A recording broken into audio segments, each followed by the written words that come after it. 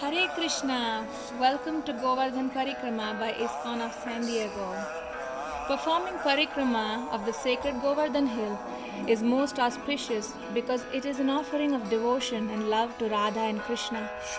In the Srimad Bhagavatam, it is mentioned how Lord Krishna ordered the Vrajavasis to worship Govardhan Hill. And a very important part of the worship was that all the Gopas and the Gopis circumambulated the Govardhan Hill. And in this way they could greatly please Lord Sri Krishna. The real path of perfection is to follow in the footsteps of the great souls. Sri Chaitanya Mahaprabhu, when he came to Vrindavan, performed this Govardhan Parikrama. He saw every single stone of Govardhan Hill as non-different from the very body of Sri Krishna. Even Madhavendra Puri performed the Govardhan Parikrama. Ishwara Puri, Nityananda Prabhu and Advaita Acharya too, with great devotion, circumambulated Sri Govardhan. The six Goswamis considered this Govardhan Parikrama as an integral part of their bhajan. Raghunath Das Goswami resided near Radhakund at Govardhan Hill. Sanatan Goswami, while he was living at Manasi Ganga at Chakaleshwar temple, would perform Govardhan Parikrama every single day, even in his old age. Similarly, other great Vaishnavas like Narottam Das Thakur and Srivas Acharya performed the Govardhan Parikrama. Vishwanath Chakravarti Thakur too resided near Govardhan Hill. Srila Bhakti Siddhanta Saraswati and Srila Bhakti Vinod Thakur also had homes near Govardhan Hill, and they would regularly do Govardhan Parikrama. The founder Acharya of the International Society for Krishna Consciousness, A.C. Bhaktivedanta Swami Prabhupada, on his final days, desired the devotees to take him on a parikrama of Govardhan. In this way, he established the most important and sacred nature of this worship of Govardhan. Let us now go to our very first spot, the Kusum Sarovar.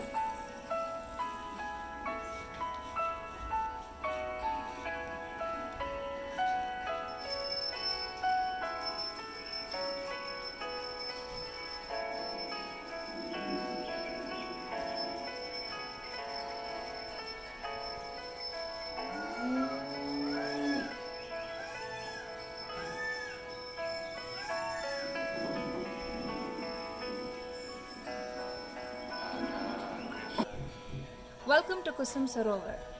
Kusum means flowers and Sarovar means lake.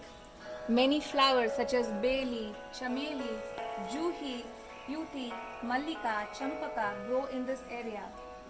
This is the place Srimati Radharani visits every morning with her gopi girlfriends and picks flowers. These flowers are destined to be gopis in future. Lord Chaitanya, who is none other than Sri Krishna himself, in the compassionate mood of Srimati Radharani, also visited this kunda and bathed in its cooling waters. Kusum Sarovar is set against a backdrop of exotic palatial buildings built in sandstone. These palatial buildings, built in memory of one of the most powerful Jat kings, contains a replica of Sri Krishna and Srimati Radharani's lotus feet. The ceilings depict beautiful pictures of Krishna's pastimes. There is also a temple dedicated to Giriraj. The main shrine is dedicated to the lotus feet of Krishna. There are many paintings of Krishna's avatars here. From here, we can also see Uddhava Kund. Uddhava offered prayers to the inhabitants of Brajavasis, saying, "Gopis, I have given up everything including family. Let me be fortunate to be one of the herbs, plants or grass and receive the dust of this lotus feet, their lotus feet." Once, Narada Muni approached Shiva for an explanation of the divine Rasa Leela. Lord Shiva gave Narada a mantra and asked him to go to Brahmakund and worship Vrinda Devi. When worshipped by Narada, Vrinda Devi instructed him to meditate upon Krishna and Krishna's Vrindavan pastimes. Narada went to Naradakund and performed his tapasya, by which Vrinda Devi appeared and asked him to take bath in the northwest side of Kusum Sarovar. Upon doing so, Narada became Naradi Gopi. Later, when he again took bath, he became Narada Muni. Narada then returned to Naradakund to write Narada Bhakti Sutras.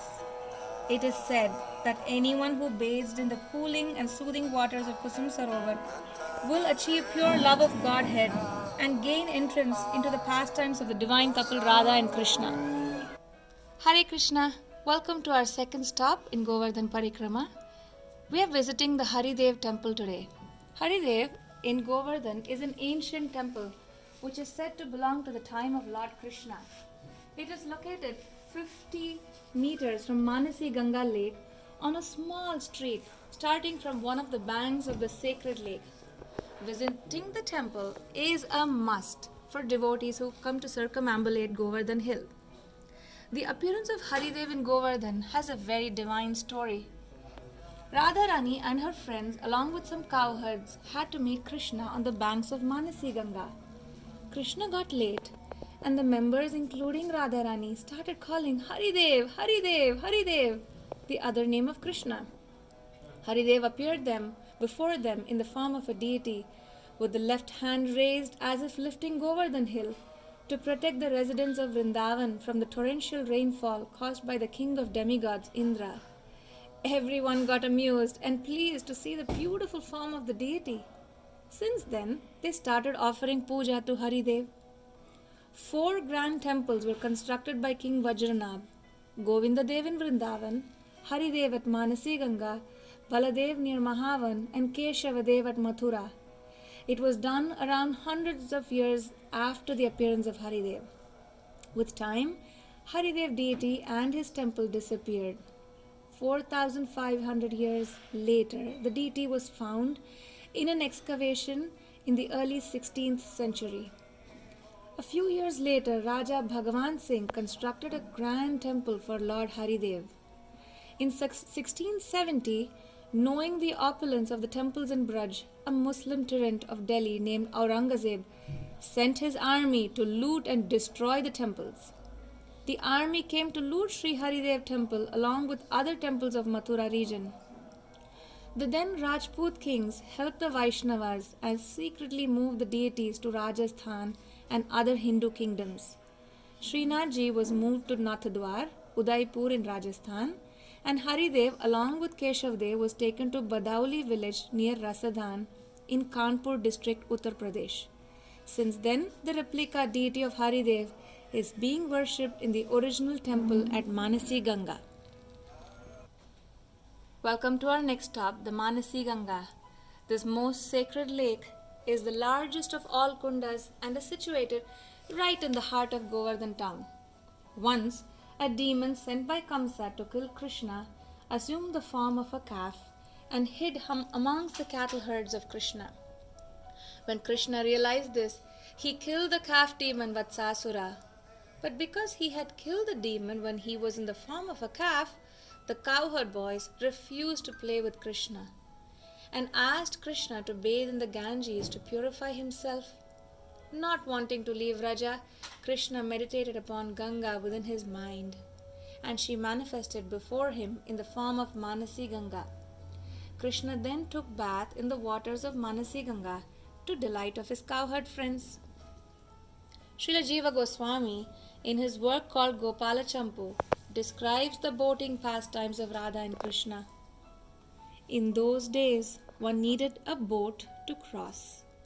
One time, Radharani and the gopis needed the boat to cross Manasi Ganga with their daily products. They saw only one rickety boat and a lazy-looking boatman. The boatman, as soon as he started rowing the boat, demanded more dairy products since he was hungry. He then consumed a major portion of the dairy products and then collapsed on the boat, saying he needed to rest. He then asked them to massage his feet. Radharani said, "Yes, we will pick you and throw you into Manasi Ganga." A storm came by and the boatmen said they would need to throw their dairy products in order for the boat to not sink, which the gopis did. He then said they would need to throw off their jewelry. Soon the boat began to rock side to side. Radharani, in transcendental anxiety, threw her arms around the boatman and realized he had a flute under his chadar. They then enjoyed both pastimes with each other. The waters of Manasi Ganga are said to be non-different from the Ganges itself. In fact, it is considered to be even better. One who bathed in the river Ganges is purified of all sins, but one who bathes in Manasi Ganga is not only purified of sins, but will also achieve Prema Bhakti, the highest platform of pure loving devotion to Krishna.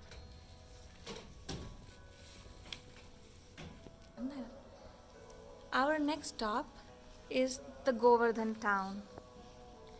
It is said that when the Gopas and the Gopis offered their foodstuffs to Govardhan, Govardhan demanded, Aniyor, Aniyor, give me more.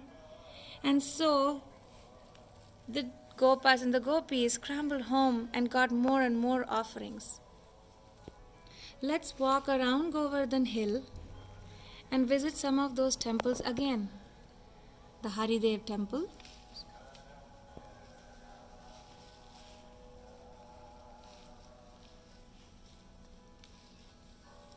here is Radha and Krishna at the Radha Kund and Shyama Kund.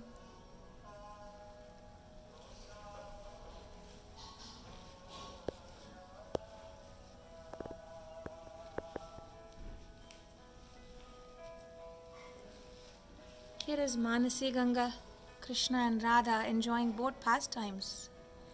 And we see many animals that reside here, the cows, the peacocks, the swans, many lotuses in the lake, and the ever elusive Neelagai also resides here.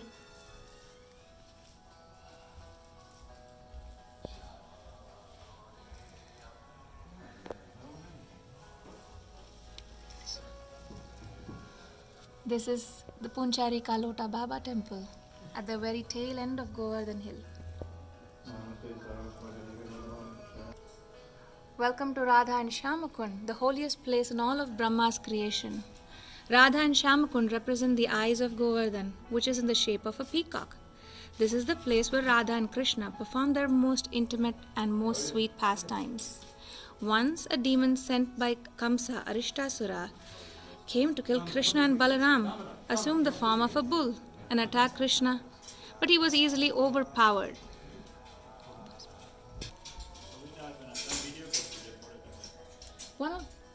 That night when Krishna went to meet his cow, beloved Srimati Radharani, she told Krishna that he had committed a sin of killing a cow, and that he should atone for that sin.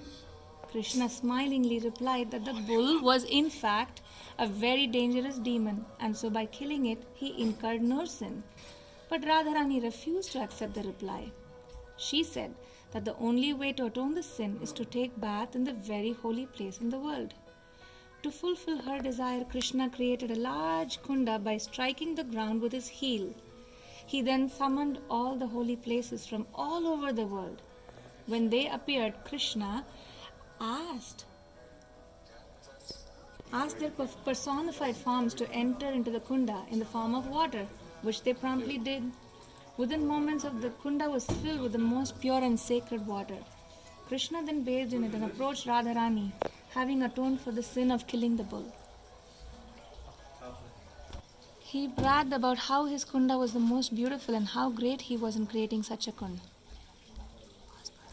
Krishna then bathed in it and approached Radharani, having atoned for the sin of killing a bull. He bragged about how his kunda was the most beautiful and how great he was in creating such a kunda.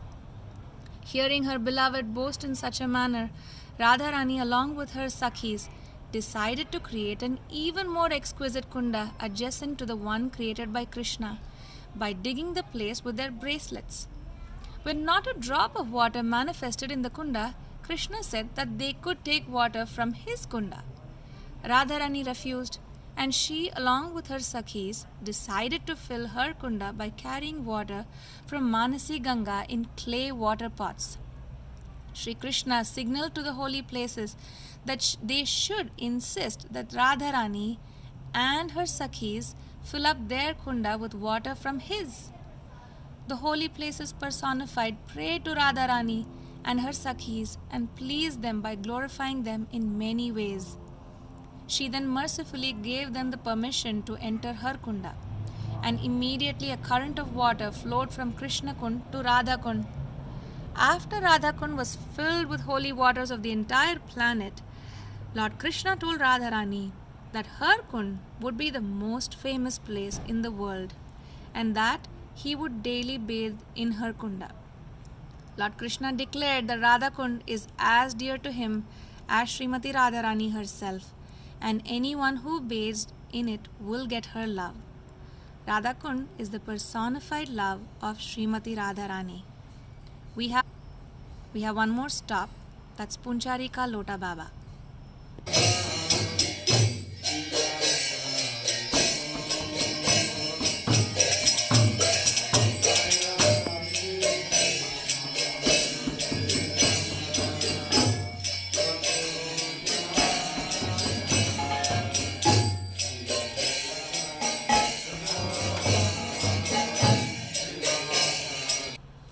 Welcome to Punchari Ka Lota Baba.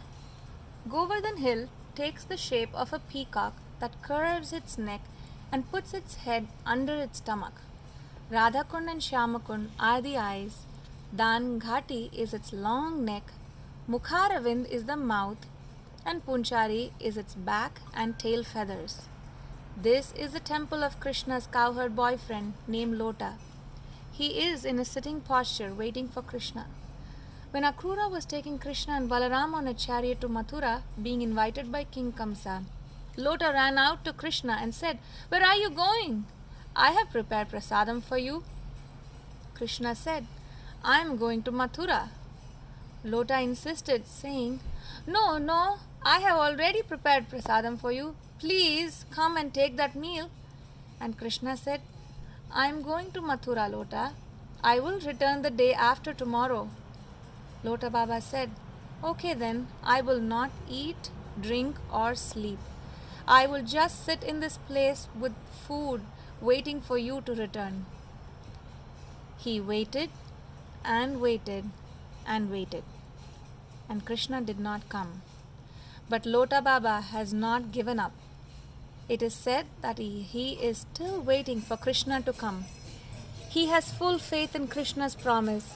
He is sure Krishna will come.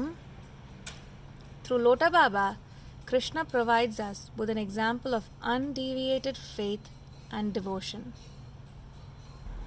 We would like to take this opportunity to offer our gratitude to our ever well-wisher Srila Prabhupada. We also hope that you enjoyed this journey with us on this parikrama around Govardhan Hill.